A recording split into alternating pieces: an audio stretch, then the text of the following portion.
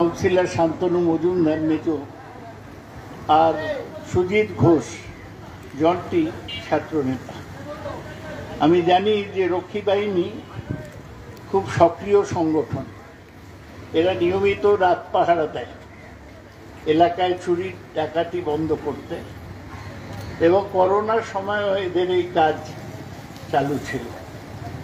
রক্ষী বাহিনীর অনেক সমর্থক আছে, আমি গিয়ে দেখলাম যে অনেকে রক্ত দিচ্ছে, ছোট ছেলেমেয়েরাও তার মধ্যে আছে।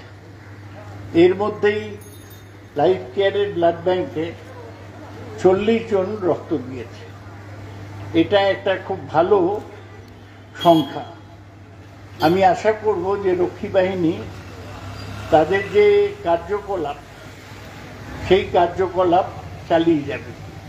আমি অনেক মহিলাদের এখানে দেখছি, তারা অবশ্য রাত্রি পাহারা দেবেন না, তারা রক্ষী বাহিনীকে সমর্থন করবেন যাতে তারা এইসব কাজ করে। এখন এই রেজিস্ট্যান্স পার্টি বা রক্ষী বাহিনী উঠে যাচ্ছে, কেউই আর সময় দিয়ে এসব করতে চায় না। কিন্তু এটা না করলেই উপায় নেই। শুধু পুলিশের ওপর নির্ভর করে মানুষের নিরাপত্তা নিশ্চিত করা যায় না। তাই আমি রক্ষী বাহিনীর সদস্যদের আন্তরিক অভিনন্দন জানাই। যারা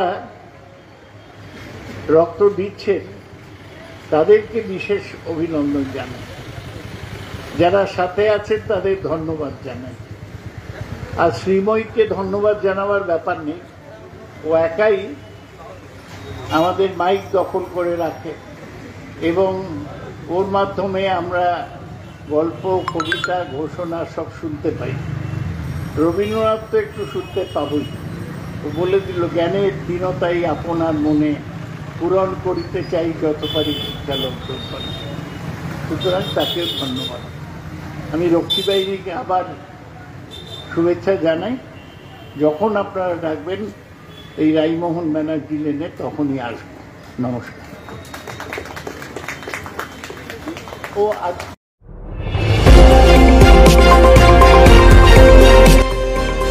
আমার বাংলা, সঙ্গে থাকুন, সঙ্গে রাখুন। আমার বাংলা।